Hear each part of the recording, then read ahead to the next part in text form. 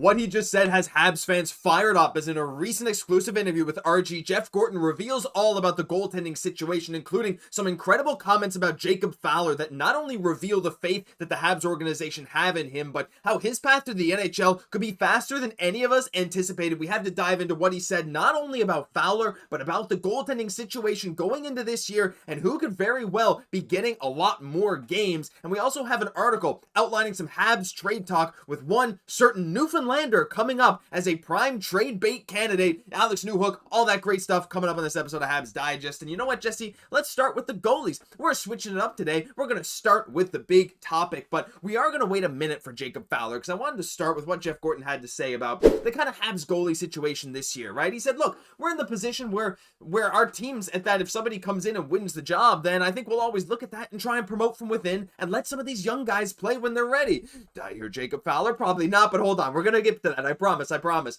So if they're ready, if they want to show us they're ready, we'll always make the necessary moves to accommodate them. Now, he was talking more about Jacob Dobes, but he said, look, you also have to kind of roll with who's got the hot hand, and that's kind of how Monty ended up playing so many games, but the goal is to never play someone any more into the 60s, so we'll see how it goes. With Montembeault playing 62 games last year, Jesse, and Jeff Gorton being very complimentary of Jacob Dobes, I think there's a world this year, especially with what we heard these comments here, the Habs are no longer afraid, especially after the Primeau stuff this year, to say, hey, you know what, Jacob, if you're hot right now, this is your net to take, and we might see him steal a few more games than he did last year. And probably for the benefit of the Montreal Canadiens, Montembeault, and also once we're getting in the playoffs to really get that steam, because again, that was maybe part of the issue, was Monty was just so kind of worked out at that point in time. That being said, this team is just all about, once we get in the playoffs now, phase 2 is really kind of winning from there. And you have to feel like Dobes will be an important part of this. But Josh, from these recent comments from Gordon, very interesting. I love how we're both reading into this, that this not only applies to Jacob Dobes, but also to Jacob Fowler as well. Mm-hmm. We've been very vocal about the fact that Fowler can start making waves as soon as next year in Montreal. There's a world where he's going to allow, and he's just being a star. And even though we might know he needs a little bit of time, everybody's going to feel it. The goalies, Dobes and Montembeault, they're going to be feeling it. So, we don't want to get too ahead of ourselves. We're not saying that a trade is happening tomorrow, but there is a situation where we know Fowler, he's looking like he's going to not only be NHL caliber, but a star.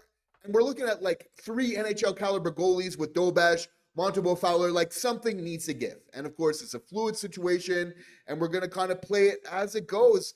But again, it's going to be interesting to see how this plays out. But Dobes is definitely going to help this team going forward. Monty has really kind of shown his value. In recent comments from Eric Raymond, the goalie coach, he was mentioning about Montembeault, that he's found his structure recently to his game, Josh, where he can go back to, he has that consistency where he's not going to be reinventing the wheel. What we have with Monty is kind of what we get, but getting a really consistent goalie night in, night out, I think really matters, has a lot of value. Obviously for the Montreal Canadiens, there's a lot of teams around the league that wish they had a Montembeault. If they did, they'd probably be doing a lot better. So I think we shouldn't kind of devalue that. And we just have really that amazing situation right now of how everything's kind of shaping up. Yeah, no, there's a world where there's 4 guys who could potentially start a game in the NHL for us this year if something crazy happens, right? But yeah, Monty, again, you look at these goals saved above expected leaderboards, he's always right there at the top because, the Habs defense wasn't great. He had to make some big saves, but he's a huge reason we were where we were. But to circle back to Jacob Fowler, I want to dive into something else Jeff Gorton had to say because,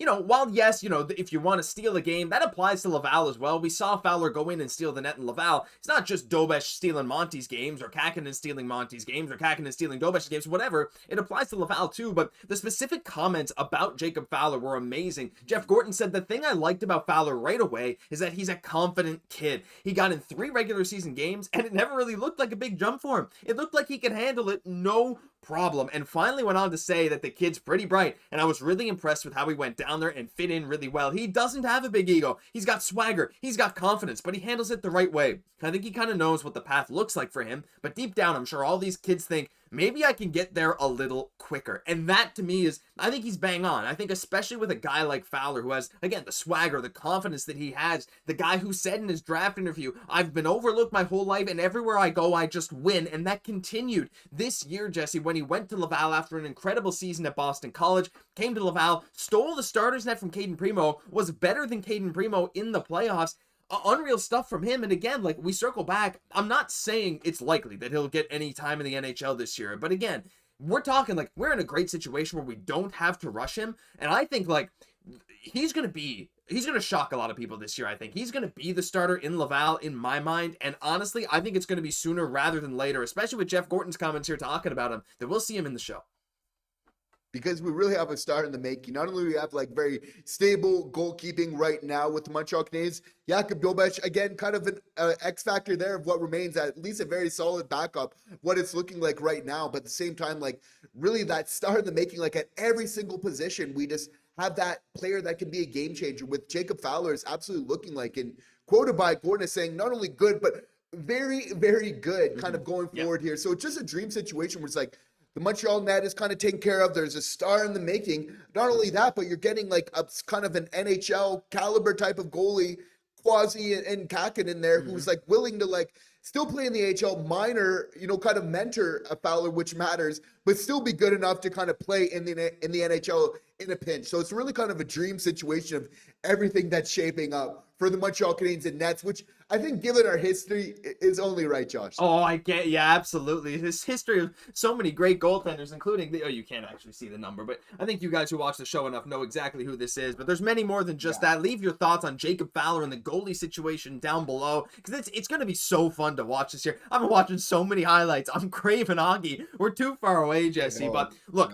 there are still things that need to happen before this team is ready to go into next season. And a lot of people are still talking about trades for 2C or just for something else that fits the team. And one article that I'll link down below, I'll link the Jeff Gorton stuff down below as well, of course, outlines Alex Newhook. This is by Cooljet Parmar from A Winning Habit. And I suggest you guys go take a look at the article. They suggest some mock trades. Didn't really love the ideas ourselves, but hey, that doesn't mean that you might not. So go check it out. But the Montreal Canadiens trade options this offseason continue. Alex Newhook is a talented young forward who is a pure goal scorer who, in my opinion, will be a good trade bait if the price is right to trade away the winger. His services to another team would be vital in an up-and-coming squad. And, I agree, but I also think he could still be good in Montreal, Jesse. I mean, I want to get your opinion. Now, I posted this on Twitter. If you guys are on Twitter, you follow us, go check it out. A little question. Is Alex Newhook going to be a core part of this team in 3 to 4 years? Because, Jesse, before we dive into his stats, we'll use them as support. Like, right now we have him kind of penciled into that third line. I still think he has a lot in him. Look, if it's in a kind of trade for a 2C, a very specific need for this team, I'm for trading someone like him. Again, I'd even be open to trading a Kirby Dach, depending on the kind of return we'd get. But I'm in no rush to move a guy like Alex Newhook. I think he fits the bill for what we have right now, especially in like a third line role. What are your thoughts on trading Alex Newhook? Oh, this is your boy, like Newfoundlanders, and my good friend here. Like, Josh, I got Alex Newhook set for 20 goals next season. We have to remember, like, he's 24 years old, just coming into he's just coming into his own. He's going to thrive on that third line. Like, not only is it Suzuki going to kind of benefit so much from Demidov. Again, thank God, Zooks needs a little bit of a break there. But also, I think great to be said is like Alex Newhook is really going to benefit by just playing. I've been saying for like years, I'm like, just get this guy in a role where that's kind of well suited for him and just watch him kind of take. Again, he's won a Stanley Cup playing on the third line with. Again, I don't want to get ahead of myself, but there's these past indicators here, which I think are very interesting. When you put this guy in the right hole, like this is a guy that for me plays with a lot of effort. And again, just he's going to get that experience. He's got just so many opportunities of getting in front of the net, Josh, that even though he's missing, you have to feel like that practice one day is just going to kind of pay off. He's just going to start bearing all of them.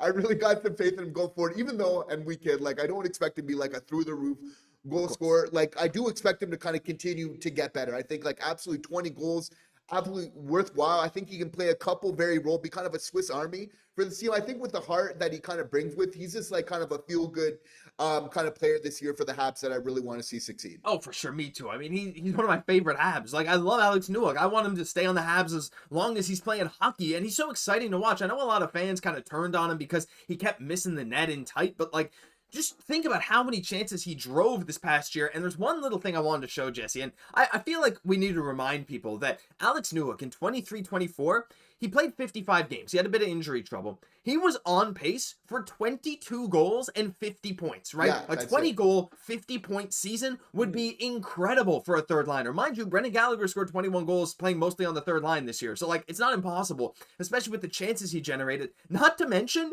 in 23-24, as mostly a center, maybe not full time, he played some wing, but he was 46.5% on the faceoff dot. Is that amazing by any means? No. I mean, obviously you want to be at least above 50, but that's a far cry from the 41% the year before, 43% this past year. He was trending up 46.5% on the faceoff dot as a left-hand shot. That's not that different from what Joe Veleno was bringing in to this team as a left-hand shot center. So again, like, this was a down year for him. You know, he had a bit of injury trouble last year, but like, I still think, Jesse, that if all the cards fall right for him and he starts burying a couple of those shots in tight, I feel like those missing the net issues last year, that's not sustainable. And I genuinely feel like he is on pace to be like a 20-ish goal scorer with a lot of hustle. And I absolutely see a role for him on this team for like the foreseeable future, at least. And again, it's all about kind of staying healthy. And the Habs management and Brad's has done a great job of having a little bit more of a focus on that going forward, where there's been some past injury troubles. Even for like a Caufield of a smaller guy, like they've shown they can keep guys healthy going forward. So that's definitely going to be key for Newhook. Again, I think we're just going to see him thrive, kind of going for that depth throughout the lineup, having some offensive defensemen, you know, Hudson taking that jump up, Dobson to kind of feed them the puck to kind of connect the plays from defense to offense, transition where a guy like Newhook and his speed can really kind of benefit the most. I think it's going to be huge for him going forward. Him, again, just being in that right chair is just going to be so big for like this entire team going forward this year. Yep, I can't wait to see what's going to happen. But look, we got to hear from you guys. What are your thoughts on Alex Newhook? Trade him? Keep him? Look, I'm only willing to trade him if you're getting something very, like, specific back. I don't see a need to get rid of him at this point. He's a left-hand shot who can play center, who hustles. Yeah, he missed the net a few times, but I don't really get this rhetoric. I would love to see him stick around, but we'd love to hear your thoughts, because that'll do it for this episode of Habs Digest. If you enjoyed, leave a like, comment, subscribe to the channel. We're every single day, all off season long, for all your latest Habs news. I'm Josh Gosse, my co-host, Jesse Poirier. We'll catch you in the next one.